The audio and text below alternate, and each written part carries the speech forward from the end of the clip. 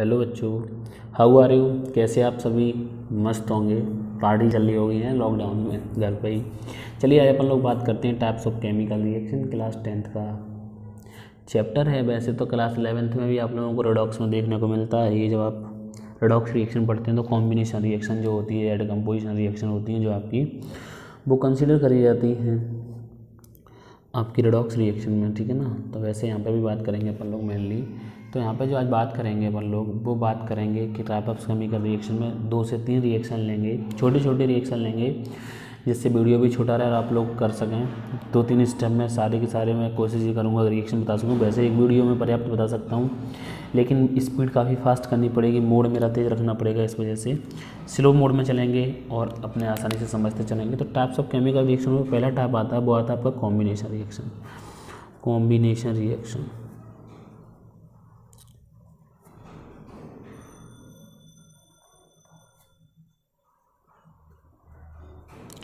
अब इसको ज़्यादा समझने की कोशिश करना, नाम से क्लियर हो रहा है, कंबाइन हो रही है कोई चीज़ें। तो देखिए कॉम्बिनेशन रिएक्शन में क्या होता है, जब आपके एक या एक से अधिक, एक का मतलब कम से कम एक तो होना ही चाहिए, उसके साथ एक और होना चाहिए, तो 2 हो जाते हैं, ठीक है ना। तो 2 और मोर देन 2, मतलब 2 और मोर देन 2 जब रिएक्टेंट आपके पार्टिसिपेट करेंगे और एक सिंगल प्रोडक्ट बनाए, कंडीशन क्या है, 2 और मोर देन 2 सब्सटेंस कंबाइन करें और सिंगल प्रोडक्ट बनाएं, तो ऐसी जो रिएक्शन है उसे अपन लोग क्या कहते हैं, कॉम्बिनेशन रिएक्शन। जैसे अगर मैं समझाने की कोशिश करूं, कार्बन और ऑक्सीजन की जब रिएक्शन होती है आपकी, तो आपका बनता है कार्बन डाइऑक्साइड। सेम कंडीशन अगर बात करूं मैं, CaO को जब मैं मिक्स करूं किसके साथ, वाटर के साथ, तो यहाँ से बनता है CaOH का होल ट्वाइस। इस रिएक्शन में मैं कुछ नाम बता दे रहा हूँ आपको। जैसे इसका नाम होता है कैल्शियम ऑक्साइड बेटा, जिससे आप लोगों को हेल्प हो जाएगी, कैल्शियम ऑक्साइड। और इस कैल्शियम ऑक्साइड को क्विक लाइम भी कह दिया जाता है, क्विक लाइम, और सिंपली कभी कभी लाइम भी कह देते हैं। H2O को सब जानते हो, वाटर, और कैल्शियम हाइड्रोक्साइड कहते हैं, COH का होल ट्वाइस क्या कहलाता है आपका, कैल्शियम हाइड्रोक्साइड। कभी कभी इसको अपन लोग लाइम वाटर भी कह देते हैं, क्योंकि लाइम को वाटर में मिक्स किया गया है। और इसका एक और नाम है सिलेक्ट लाइम, ठीक है ना। सिलेक्ट लाइम के नाम से काफ़ी बार पूछा जाता है ये। तो ये कुछ चीज़ें हैं जो मैंने बताई। तो आप यहाँ देख रहे हैं एक ये है रिएक्टेंट, एक ये है, लेकिन प्रोडक्ट एक ही मिल रहा है। इसमें भी 2 रिएक्टेंट हैं और प्रोडक्ट आपका एक ही है। तो इस तरह की जो रिएक्शन है इसे अपन लोग कॉम्बिनेशन रिएक्शन कहते हैं। एक और एग्जांपल लेके चलिएगा, एक और एग्जांपल समझ लीजिएगा। जब ऑक्सीजन और हाइड्रोजन, यानी हाइड्रोजन और ऑक्सीजन आपस में कंबाइन करते हैं तब आपका बनता है वाटर।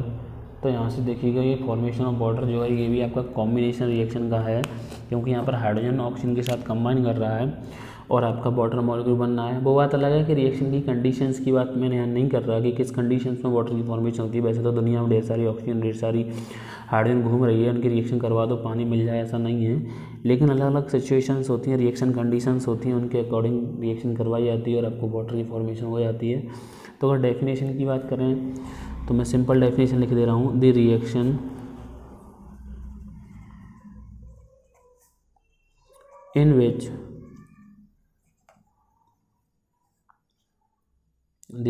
विच कितने बेटा, 2 और मोर सबस्टेंस, और इस सबस्टेंस को क्या कहते हैं अपन लोग, रिएक्टेंट। 2 और मोर सबस्टेंस, इन्हें अपन लोग कहते हैं reactant.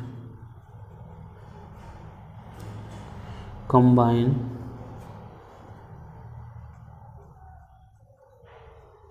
To form a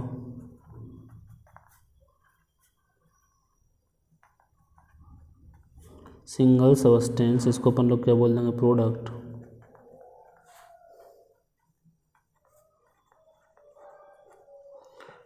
is called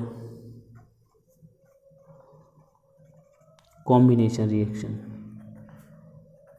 तो ये आपकी कॉम्बिनेशन रिएक्शन कहलाएगी, ठीक है ना। जब आपके 2 या 2 से अधिक सबस्टेंस आपस में कंबाइन करके सिंगल सबस्टेंस की फॉर्मेशन करते हैं, तो ऐसी जितनी भी रिएक्शन होती हैं उससे अपन लोग कौन सी रिएक्शन कहते हैं, उसे अपन लोग कह देते हैं बेटा कॉम्बिनेशन रिएक्शन, ठीक है ना। चलिए नेक्स्ट बात करते हैं डिकम्पोजिशन, जो कि इसका जस्ट उल्टा होता है, डिकम्पोजिशन रिएक्शन। यहाँ पर क्या होगा, एक सब्सटेंस टूटेगा, दो या दो से अधिक प्रोडक्ट देगा। ठीक है, ये जस्ट उल्टा है कॉम्बिनेशन का, कभी कभी पूछा भी आता है। तो पहला आप डेफिनेशन से और दूसरा आप इसमें डिफरेंस एग्जांपल से दे देंगे। ठीक है ना। तो इसमें क्या होता है, एक सिंगल रिएक्टेंट ब्रेक डाउन होता है और दो या दो से अधिक प्रोडक्ट की फॉर्मेशन करता है। तो मैं यहाँ लिख दे रहा हूँ, द रिएक्शन इन विच, उसके बाद एग्जांपल समझते हैं, in which single reactant breaks down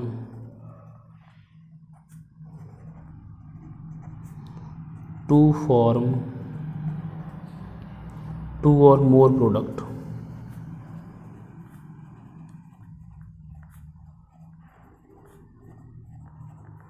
More product is known as decomposition reaction.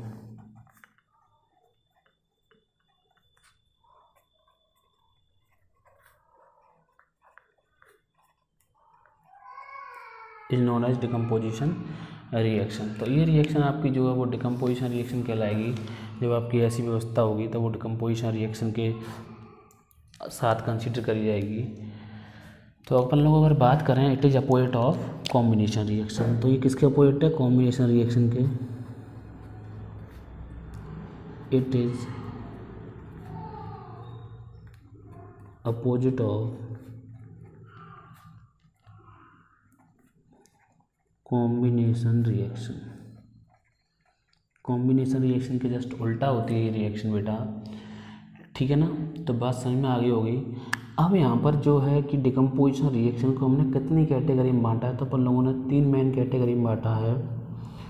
तो यहाँ से अगर अपन लोग बात करें एनर्जी की यूज की बेसिस पर, किसके बेसिस पर, एनर्जी के यूज के, यानी जैसे जैसे एनर्जी की रिक्वायरमेंट होती है वैसे वैसे हमने डिकम्पोजिशन रिएक्शन को 3 टाइप में बांट दिया है। तो मैं लिख दूँ एक लाइन अगर, तो अच्छे समझ में आएगा। ऑन द बेसिस ऑफ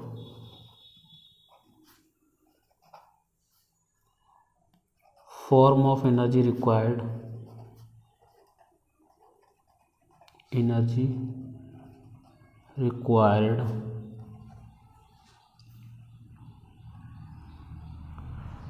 ठीक है ना, फॉर द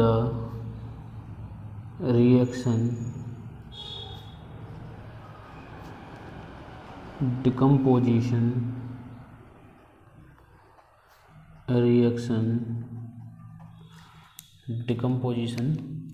रिएक्शन जो है वो आपकी 3 टाइप्स की होती है, आर ऑफ 3 टाइप्स। बताओ बच्चों कौन कौन से 3 टाइप होंगे। तो पहला आपका हो जाएगा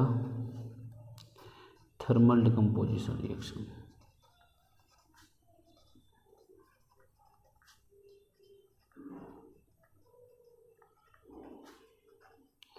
थर्मल डिकम्पोजिशन की अगर अपन लोग बात करें तो यहाँ पर थर्मल मीन्स समझ में आ रहा होगा, टेम्परेचर की बात चल रही, मीन्स हीट की आवश्यकता होगी।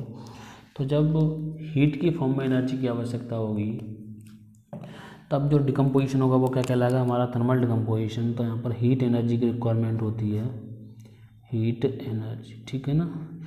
तो the reaction use the energy in the form of heat, ठीक है ना, for decomposition of the reactant.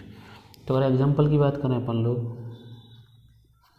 जैसे एक सिंपल एग्जांपल लेता हूँ मैं, कैल्शियम कार्बोनेट को जब अपन लोग हीट करते हैं, इसका नाम है आपका कैल्शियम कार्बोनेट, इसे कभी कभी चौक भी कह देते हैं, कैल्शियम कार्बोनेट। तो ये टूटता है आपका CaO और यहाँ से कार्बन डाइऑक्साइड गैस लिबरेट हो जाती है। इसका नाम मैं बता चुका हूँ, क्विक नाम, इसको आप सभी जानते हो, कार्बन डाइऑक्साइड इसका नाम है। ठीक है ना। तो इसको कार्बन डाइऑक्साइड कहते हैं अपन लोग। अब जो नेक्स्ट एग्जांपल है वो भी ज़रा समझने की कोशिश कीजिएगा। जो सेकंड एग्जांपल है वो है आपका KClO3, यानी पोटेशियम क्लोरेट नाम है इसका, क्लोरिक एसिड से बना है। तो पोटेशियम क्लोरेट नाम है इसका, पोटेशियम क्लोरेट। ठीक है ना। और ये होता है आपका वाइट कलर का, कलर भी बताता चल रहा हूँ मैं साथ साथ। ये वाइट कलर का होता है पोटेशियम क्लोराइड। जब इसको हीट करते हैं तो ये KCl और ऑक्सीजन में टूट जाता है। यहाँ पर 3 ऑक्सीजन, यहाँ पर 2 हैं तो 3 से मल्टीप्लाई कर दिए, यहाँ पर 6 होगा, यहाँ पर 2 से मल्टीप्लाई कर दिए, 2K है तो 2KCl हो जाएगा यहाँ से। रिएक्शन बैलेंस हो गई। इसके नाम की बात करूँ तो ये भी पोटेशियम क्लोराइड है, ये भी वाइट होता है, ठीक है ना। पोटेशियम क्लोराइड भी वाइट होता है, पोटेशियम क्लोरेट भी वाइट होता है। तो ये बेसिकली आपके 2 एग्जाम्पल हैं। बाकी अगर बात करें अपन लोग और एग्जाम्पल की, तो वो मैंने पीछे प्रीवियस वीडियो में डाल रखा है, FeSO4 PbNO3 का होल टॉयस वाला, तो वहाँ से लर्न कर लीजिएगा, वो भी डिकम्पोजिशन का है। यानी मैं लिखे दे रहा हूँ यहाँ पे PbNO3 का होल टॉयस। इसको जब हम लोग डिकम्पोज करेंगे तो ये लेड ऑक्साइड देगा, नाइट्रोजन डाइऑक्साइड देगा और ऑक्सीजन गैस देगा। तो यहाँ से बैलेंस आप लोग करेंगे। एक और एग्जांपल है फेरस सल्फेट को जब अपन लोग हीट करते हैं। ये कुछ ऐसे एग्जांपल हैं जो NCERT से हैं, और आप लोगों के एग्जाम में कोशिश यही रहती है कि NCERT का ही सवाल आता है ज़्यादातर। Fe2O3 और SO2 और SO3 में ये टूटता है। तो ये आपके 2 एग्जांपल और हो जाते हैं डिकम्पोजिशन रिएक्शन के। अब अगर मैं बात करूँ नेक्स्ट डिकम्पोजिशन रिएक्शन की, तो वो है आपकी on the basis of electricity, जिसे अपन लोग इलेक्ट्रोलाइसिस भी कह देते हैं, ठीक है ना। तो उसे अपन लोग क्या कहते हैं, इलेक्ट्रोलाइसिस। उसके बाद एक और आएगा आपका फोटोलाइसिस या फोटोकेमिकल डिकम्पोजिशन। तो यहाँ से जो नेक्स्ट टाइप है आपका, वो है आपका सेकंड, दैट इज इलेक्ट्रोलाइसिस। तो ये इलेक्ट्रोलाइसिस भी एक इम्पोर्टेंट पार्ट है। यहाँ से जो वाटर का इलेक्ट्रोलाइसिस है वो क्वेश्चन काफ़ी बार आता है। क्वेश्चन कैसे आता है वो मैं बताने की कोशिश करूँगा आपको। तो इलेक्ट्रोलाइसिस में क्या होता है, आपके पास 2 इलेक्ट्रोड होते हैं, और उन दोनों इलेक्ट्रोड की हेल्प से आप लोग क्या करते हैं, रिएक्शन को कंप्लीट करने की कोशिश करते हैं, ठीक है ना। एक 2 इलेक्ट्रोड्स होते हैं। जैसे अगर मैं आपको बेसिकली बोल दूं, जैसे मेरे पास मान लीजिए ये कोई बीकर है, ठीक है ना, बर्तन है ये कोई। इस बर्तन में मान लीजिए 2 प्लेट लगी हुई हैं, एक प्लेट ये है, एक प्लेट ये है,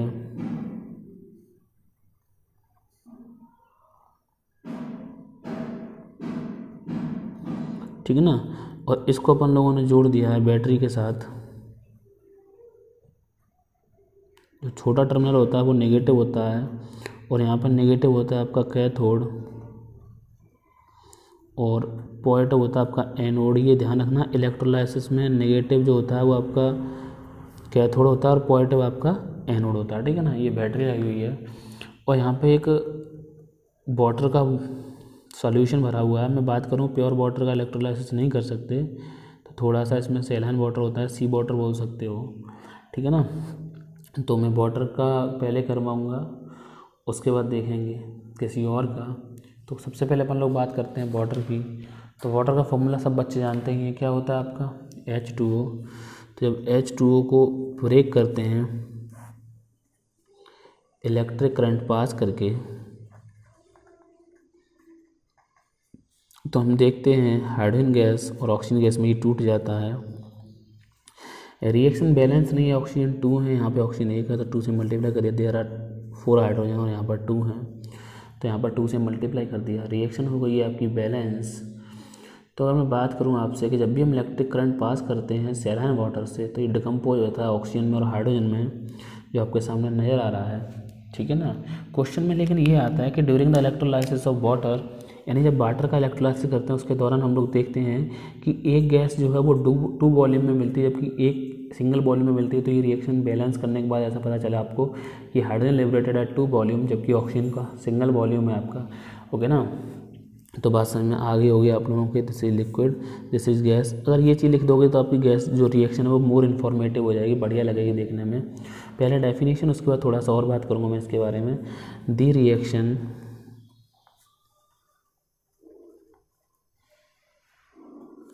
involve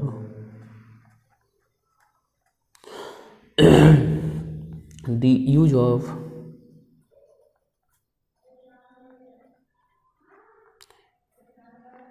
इलेक्ट्रिकल एनर्जी। कौन सी एनर्जी बेटा, electrical energy, electrical energy for the decomposition of, for the decomposition of, मेरा पेन खर्च हो रहा है शायद, रिएक्टेंट मॉलिक्यूल। रिएक्टेंट मॉलिक्यूल को डिकम्पोज करने के लिए जब आपका इलेक्ट्रिकल एनर्जी का यूज़ किया जाता है रिएक्शन में, तो वो रिएक्शन कहलाती है इलेक्ट्रोलाइसिस। देखिए क्या हुआ होगा यहाँ से, मैं यहाँ पर नीचे लिखने की कोशिश कर रहा हूँ। वाटर जो आपका वो H+ और OH- में ब्रेक हो गया होगा, ठीक है ना। तो यहाँ से अगर हम बात करें, वाटर जब H+ OH- में टूटा हुआ, तो H+ जो है वो नेगेटिव इलेक्ट्रॉन यानी कि कैथोड की ओर भागा होगा, और आपका OH- भागा होगा एनोड की तरफ। एनोड पे ऑक्सीजन रिलीज होती है और कैथोड पर आपके हाइड्रोजन। तो मैं लिख दे रहा हूँ H2 liberated into twice volume at cathode, कि ऑक्सीजन लिबरेटेड एट एनोड। तो एनोड पे होता है आपका ऑक्सीडेशन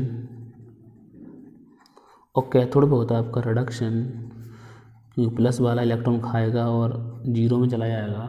H2 पे कोई चार्ज नहीं होता, H+ पे +1 है। तो ये रिडक्शन में बताऊंगा, रिडक्शन ऑक्सीडेशन, अभी इतनी बात नहीं करूँगा मैं। अब ऐसे अगर एक और एग्जांपल की बात करें अपन लोग, अगर एक और एग्जांपल की बात करें, तो अगर हमें बोलें NaCl का हमें इलेक्ट्रोलाइसिस करवाना है, तो NaCl का जब इलेक्ट्रोलाइसिस करवाएंगे तो आप लोग देखेंगे कैसे होगा। तो NaCl का जब अपन लोग इलेक्ट्रोलाइसिस करवाएंगे, इलेक्ट्रिक करंट पास करो यहाँ से, सेम डायग्राम रखना है बिल्कुल। तो आपको यहाँ पे Na सॉलिड मिलेगा और Cl2 गैस रिलीज हो जाएगी कैथोड पर। रिएक्शन बैलेंस कर लीजिए, 2 से मल्टीप्लाई करिए यहाँ पर, 2 से मल्टीप्लाई करिए यहाँ पे। इसको अपन लोग बोलते हैं सोडियम क्लोराइड। ये आपका सोडियम क्लोराइड, ठीक है ना। ये आपका सोडियम मेटल है और ये आपकी क्लोरीन गैस है। तो इस तरीके से आपकी कहानी सेट हो जाएगी, कोई दिक्कत यहाँ तक नहीं होनी चाहिए किसी भी बच्चे को। अब मैं बात करता हूँ फोटोकेमिकल डिकम्पोजिशन नंबर 3।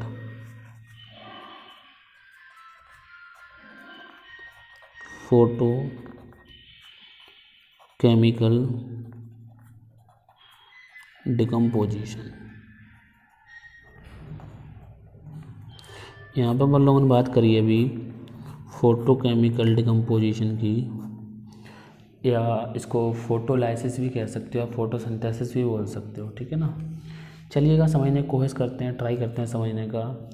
इसमें क्या होगा, सनलाइट की फॉर्म में आप एनर्जी को यूज करेंगे, ठीक है ना। तो मैं यहाँ लिख दे रहा हूँ, इन लाइट एनर्जी का जब यूज करोगे तो फोटोकेमिकल डिकम्पोजिशन कहलाएगा। तो मैं लिख दे रहा हूँ, these reactions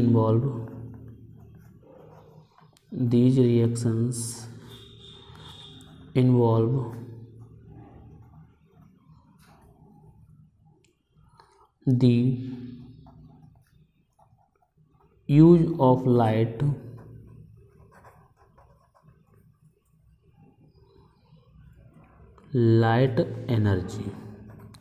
light energy for the purpose of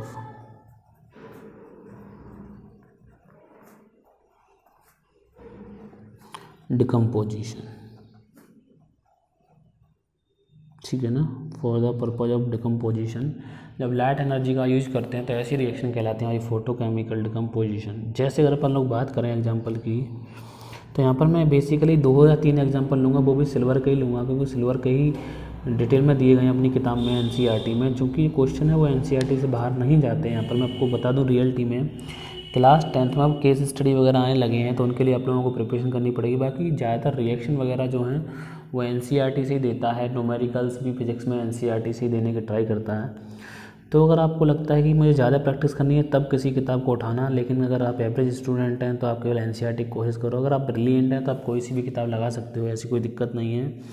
और जो एवरेज से भी गए बीते बच्चे हैं उनके लिए तो NCERT भगवान का रूप होती है, तो ज़रा उसकी पूजा करिएगा अच्छे से, ज़रा समझिएगा। तो मैं सबसे पहले ले रहा हूँ सिल्वर क्लोराइड। तो आजकल बाहर से जान बादाम केसर मांगती है, आजकल सफ़ेद। तो AgCl का जो कलर है वो वाइट है, आपका वाइट कलर होता है, इसका नाम है सिल्वर क्लोराइड। Silver chloride. मैंने कलर की ट्रिक डाल रखी है वीडियो में, तो आप जाइएगा वीडियोज़ में और सर्च कर लीजिए कलर ट्रिक, एटॉमिक नंबर याद करने का तरीका। यहाँ पे सनलाइट का यूज करेंगे। और ये जो है क्वेश्चन कैसे आता है कि भाई AgCl है, AgBr kept in dark colour bottles. तो डार्क कलर बोतल में इसलिए रखते हैं कि अगर इसको वाइट बोतल में रखेंगे या कलरलेस बोतल में रखेंगे तो डायरेक्ट सनलाइट के कांटेक्ट में आएगा और ये टूट जाएगा। किस में टूट जाएगा? Ag में और Cl2 में। और वो किस में टूट जाएगा? AgBr, Ag में और Br2 में टूट जाएगा। तो अगर अपन लोग बात करें तो इसका कलर होता है ग्रेस वाइट, ये होता है ग्रेस वाइट कलर का, ठीक है ना। ऐसे ही AgBr की बात करें तो twice of AgBr reaction same है, तो इसलिए सेम ही बैलेंसिंग भी रहेगी इसकी। सनलाइट की प्रेजेंस में जब आप इसको रखोगे तो ये टूट जाएगा ट्वाइस ऑफ Ag और Br2 में। ये कलर भी वही रखना है, बस आज बाहर प्रभु आई आज बाहर से पी ले। तो सिल्वर क्लोराइड का जो कलर है वो आपका पेल येलो होता है। सिल्वर क्लोराइड का कलर होता है आपका पेल येलो, यानी कविता थी PbO प्रभु आई आज बाहर से पी ले। तो इन तीनों के कलर कैसे होते हैं आपके? येलो होते हैं। ये है पेल येलो कलर का और ये भी आपका टूट जाएगा ग्रेस वाइट में। तो ये कुछ रिएक्शन थी जो मैंने आपको समझाने की कोशिश करी है। नेक्स्ट रिएक्शन में बात करेंगे अपन लोग एक्सोथर्मिक एंडोथर्मिक की। तब तक आप लोग इसको करते रहिए। मिलूंगा मैं फिर कभी अगले वीडियो में। ख्याल रखिएगा, नोट्स बनाते रहिए, पढ़ाई करते रहिए। तब तक के लिए गुड बाय, टेक केयर।